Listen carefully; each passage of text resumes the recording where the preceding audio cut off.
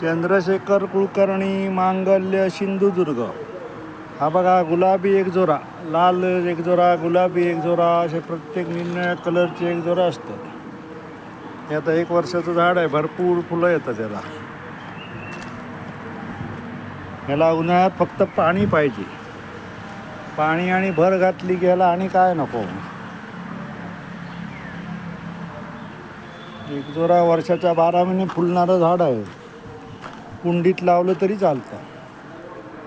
बघा कसे कळे फुलं भरपूर येतात त्याला.